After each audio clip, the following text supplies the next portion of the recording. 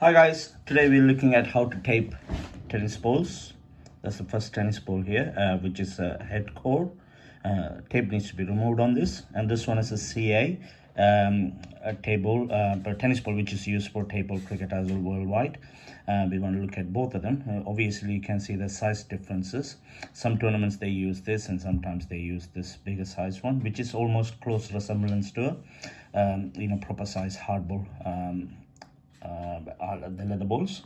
So let's start with it, but first we had to remove the tape of this one, so it's kind of a tedious process. So let's start with it. Sometimes if you have a scissors or knife or anything like that, we'll be able to get this off very quickly. Let me start with the groove here.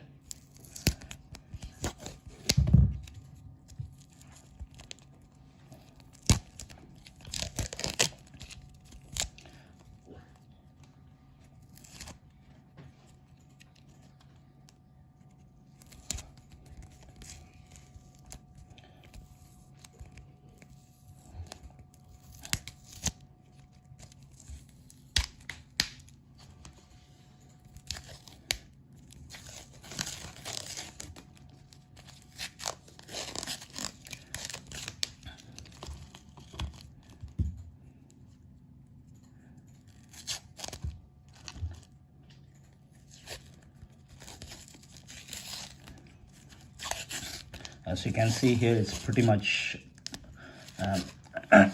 has some tears everywhere, and therefore this is not viable for us to retape over it. Sometimes you can retape it with a slight single tear. So this is the head core ball there. You have to check for any blemishes, any dust, or any kind of foreign substance on there, like grass or anything like that. Way, just need to make sure they're all removed. So get the ball back in acceptable condition. Now you can see that is the ball now. Let's start by getting one of the half-done tape.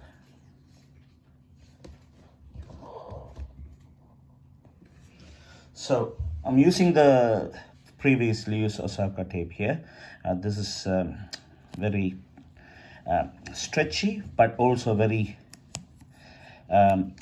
sturdy comparative to many other tapes you find in high street.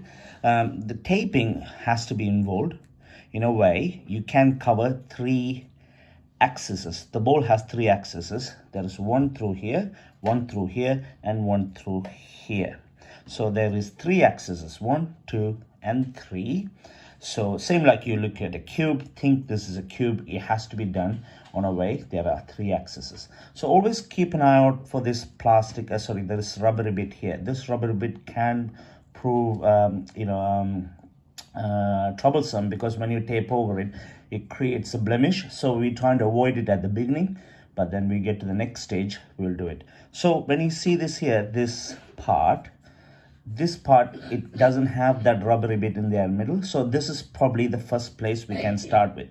So if you notice that here, this one can be used as the first axis for us, and then we'll be able to do one area here, and then we can move on to the next one. So before we start, you have to remember the ball has to go around this circle, and then we will expand that notion. So to have a good grip of that one, what we will do, we begin by taping this area first. So this area will be our basis of the tape is going to be staying over. So if you notice that now, it's just a one layer of tape there, and then we can just turn it around this area to cover that rubbery bit, and then we can do the tape over the layer we have seen. If you haven't done this part here, that will create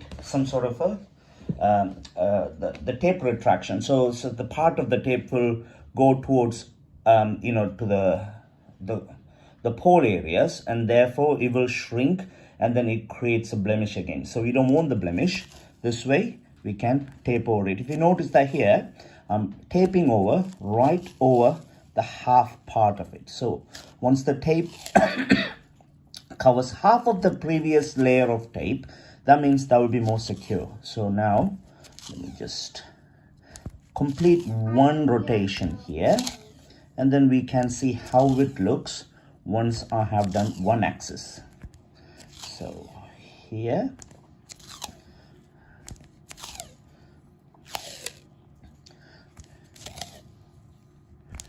some people do different ways. They just do pole to pole and then they'll do this right in the middle, but I prefer to do this. And this proven, you know, the tapes are much more sturdier, staying on the bowl, and you hardly get any tearage. So let's see here now, almost done to the end. Can you now you can see the second part of the bowl. It's almost coming to the conclusion. So that bowl now has taped one side. So if you notice that here, it started here. Can you see that blemishes coming here? That will be happening a lot if you don't do that initial, the line we have done before. So now once we go here, now we have completed one axis. Now we should start turning the bowl and then create the second axis. You can do that. You don't have to tear the tape. You can just start like this way. Can you see now? I've created another rotation. Now I'm going to tape the same way I have done before. Half tape.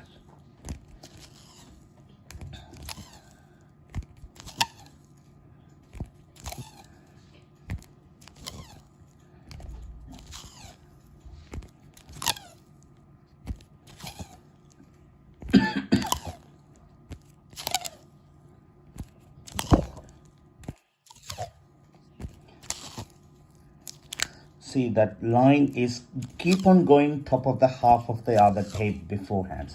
So that creates a really good coverage of the tape throughout the surface area of the bowl.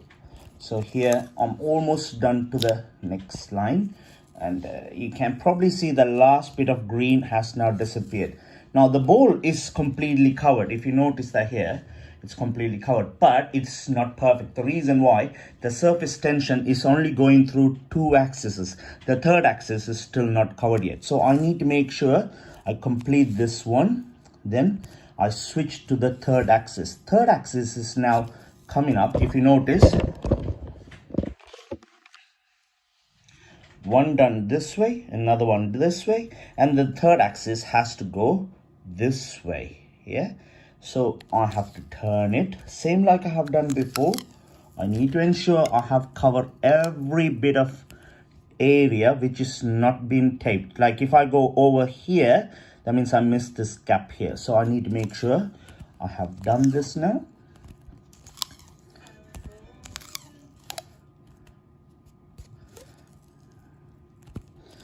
Half a tape size, and then we roll over it again and again.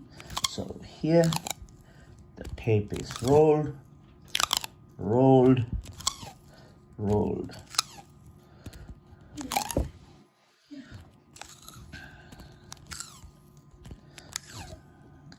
The halfway point, so the tape is fairly straight, and we've got it now down to this one.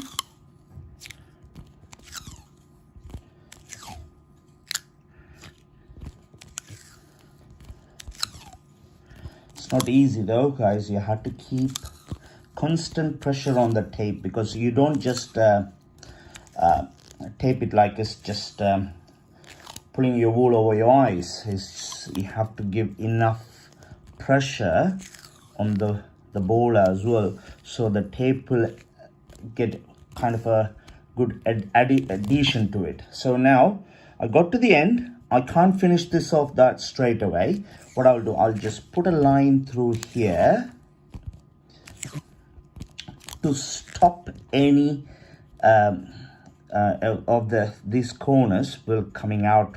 So I just make sure I put another line over it, and voila, tone that piece now.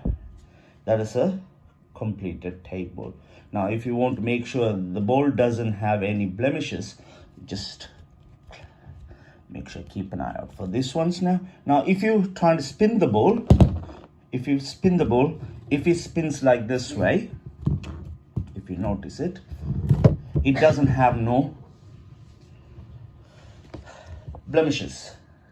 So you can see the bowl is spinning without any deviation too much. So that means the bowl has all the areas covered on a way it's acceptable. So that's it, guys. And you probably can see how the lines are going through here. It's not perfect, but still it is a very acceptable table for playing in a hard surface. If you're going to play in a grassy surface, you prefer to have a little bit more tape there, so it will bounce more. If it's on a hard surface, this 3 layers is more than enough. Alright guys, thank you for watching.